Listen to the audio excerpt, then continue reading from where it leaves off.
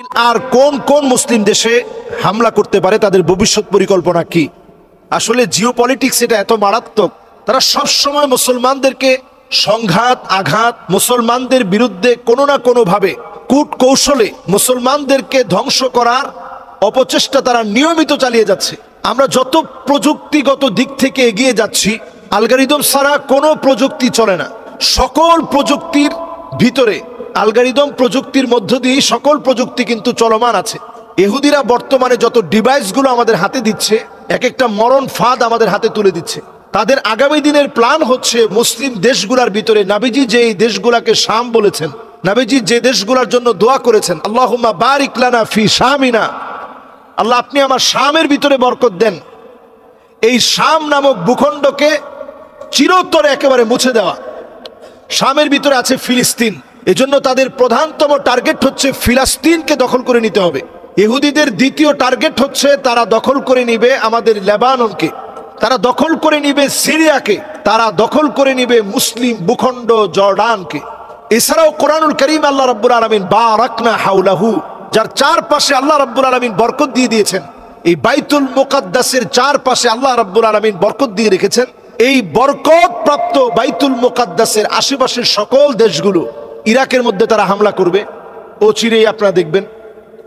লেবাননে তারা হামলা করবে, ইয়ামেনে তারা হামলা করবে, সিরিয়াতে তারা হামলা করবে, জর্ডানে তারা হামলা করবে, এমনকি তারা হাত বাড়াবে তুরস্কের দিকে পর্যন্ত, তারা হামলা করবে পাকিস্তানে পর্যন্ত। এবং আমাদের দেশ যেহেতু ছোট্ট একটা দেশ, তারা আমাদের দেশকেও গণনার বাহিরে রাখে না, কারণ আমাদের দেশ আর কিছু না হোক মুসলিম কোনো ইস্যুতে এদেশ যেহেতু উত্তাল হয়ে পড়ে, এজন্য এই দেশও কোনোভাবে তাদের টার্গেটের বাহিরে না, এই দেশটাও তাদের টার্গেটের ভিতরে। তারা একটার পরে একটা দেশ দখল করার জন্য টার্গেট নিবে। মুসলিম সবগুলা দেশে তারা বিভিন্নভাবে মুসলিম দেশগুলাকে একেবারে অস্থিতিশীল বানিয়ে ফেলবে, কোণঠাসা করে ফেলবে। যখন মুসলমানদের পিঠ একেবারে দেওয়ালে ঠেকে যাবে, আফগানিস্তানেও যখন তারা হামলা করবে, তখনই ইনশাআল্লাহ একটা গ্রুপ বের হয়ে যাবে তাদেরকে একেবারে সমূলে মূলোৎপাটন করার জন্য।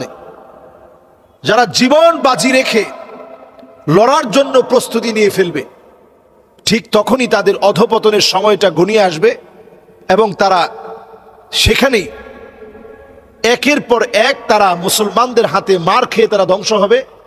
এমনকি এত পরিমাণ তারা ধ্বংস হবে, তাদের চিহ্ন এমনভাবে নিশ্চিহ্ন হবে, হাত্তাল হাজার ইয়াকুলু ওয়ারাই ইহুদি, একটা পাথর পর্যন্ত বলবে আমার পিছনে ইহুদি লুকিয়ে আছে, তাকে হত্যা করে ফেলো। তারা সকল জায়গা থেকে নিশ্চিহ্ন হয়ে যাবে, বাঁচার মতো কোনো উপায় তাদের থাকবে না। হিটলার তার জীবনে ৬০ লক্ষ মেরে গিয়েছে, বাকি যে কটা ছিল তাদেরকে তার দেশ থেকে বের করে দিয়েছে। আমেরিকা সহ, কানাডা সহ, অস্ট্রেলিয়া সহ তারা বিভিন্ন অঞ্চলে তখন আশ্রয় নিয়েছে, আশ্রিত হয়েছে বিভিন্ন অঞ্চলে।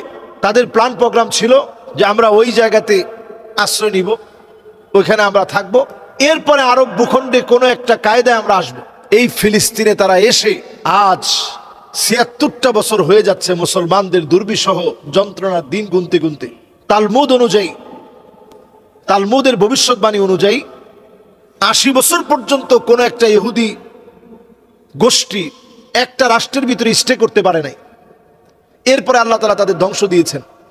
আমার মনে হয় এই সময়টা একেবারে সন্নিকটে হয়ে যাওয়ার কারণে তারা মরিয়া হয়ে উঠেছে। আল্লাহ তাআলা এর মধ্যেই তাদেরকে ইনশাআল্লাহ ধ্বংস করবেন। তারা যখন সবগুলা মুসলিম দেশে হাত বাড়াবে, আল্লাহ তাআলা অবশ্যই তাদেরকে ধ্বংস করবেন। আমাদের ইমানি চেতনার বলেই আল্লাহ রাব্বুল আলামিন তাদেরকে ধ্বংস করে দিবেন। আসসালামু আলাইকুম ওয়া রাহমাতুল্লাহি ওয়া বারাকাতুহু। আর ঝড় ও ভারী বৃষ্টিপাতের সময় আমাদের করণীয় কি? ঝড় ও ভারী বৃষ্টিপাতের সময় আমাদের আল্লাহ রাব্বুল আলামিনের কাছে পানাহ চাওয়া উচিত, কারণ বৃষ্টিটা অনেক প্রকারের। ভারী বৃষ্টি বর্ষণ, এই ভারী বৃষ্টি বর্ষণের সময় আল্লাহর কাছে পানাহ চাওয়া দরকার। এটা আল্লাহর পক্ষ থেকে একটা আযাব, এই আযাবের সময় অবশ্যই আল্লাহর কাছে পানাহ চাওয়া উচিত। ভারী বৃষ্টি যখন বর্ষিত হয়, এটা অনেক ধরনের আযাব নিয়ে আসতে পারে। এজন্য আল্লাহর কাছে পানাহ চাও। আল্লাহুম্মা ইন্নী আউযু বিকা মিন শাররিহা, আল্লাহুম্মা ইন্নী আসআলুকা খায়রাহা ওয়া আউযু বিকা মিন শাররিহা। আল্লাহর কল্যাণকর দিক আপনার কাছে কামনা করি, অকল্যাণ থেকে আল্লাহ আপনার কাছে পানাহ চাই। কল্যাণকর দিক আপনার কাছে ভিক্ষা চাই, এর অকল্যাণ থেকে আল্লাহ আপনার কাছে মাফ চাই, পানাহ চাওয়া। এছাড়াও সহিহ বুখারীতে নবী করিম সাল্লাল্লাহু আলাইহি সাল্লাম আরেকটি দোয়া শিখিয়েছেন, আল্লাহুম্মা হাওয়ালাইনা ওয়ালা আলাইনা, আল্লাহুম্মা আলাল আকামি ওয়াল আজামি ওয়াল যারাবি ওয়া বুতুনিল আউদিয়াতি ওয়া মানাবিতিশ শাজার।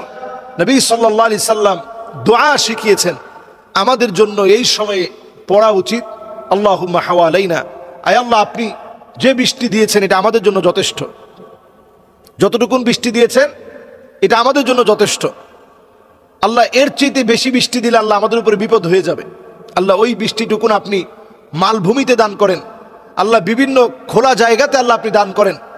আল্লাহ দুই পাহাড়ের মাঝখানের, পর্বতের মাঝখানের যে উপত্যকা আছে আল্লাহ সেই উপত্যকার ভিতরে আল্লাহ আপনি দান করেন। পাহাড় পর্বতে আল্লাহ ঢল হিসেবে আল্লাহ আপনি নামায় দেন, যেটা উপত্যকা বেয়ে নদীর মধ্যে আল্লাহ চলে যাবে, সমুদ্রের ভিতরে চলে যাবে, আমার ক্ষতি হবে না। আল্লাহ এইরকম বৃষ্টি আল্লাহ আপনি দান করেন। এই বৃষ্টি আমাদের জন্য আযাবের কারণ বানায় দিয়েন না।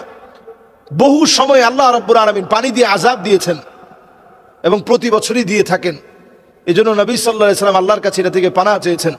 কোরআনুল কারীম আল্লাহ রাব্বুল আলামিন আয়াত নাজিল করেছেন, কুল হুয়াল কাদিরু আলা আন ইয়াবআসা আলাইকুম আযাবাম মিন ফাওকিকুম আযাবাম মিন ফাওকিকুম। নবী, আযাব আসবে উপরের দিক থেকে। উপরের দিকের আযাব হচ্ছে যেমন খুব ভারী বৃষ্টি বর্ষণ হওয়া, এটা উপরের দিকের আযাব। এই আযাব থেকে নবীজি আল্লাহর কাছে পানাহ চেয়েছেন। আও মিন তাহতি আরজুলিকুম, নিচ থেকে আযাব আসবে, যেমন ভূমিকম্পের আযাব, টর্নেডোর আযাব, সাইক্লোনের আযাব, এছাড়া ভূমিধসের আযাব।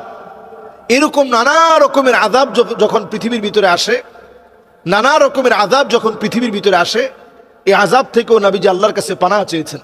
এজন্য এই সময়ে ভারী বৃষ্টি, ভারী বর্ষণ, ঝড়ের সময়ে আল্লাহর কাছে পানাহ চাওয়া, অধিক পরিমাণে পানাহ চেয়ে আল্লাহর কাছে দোয়া করা, নিজের জন্য দোয়া করা।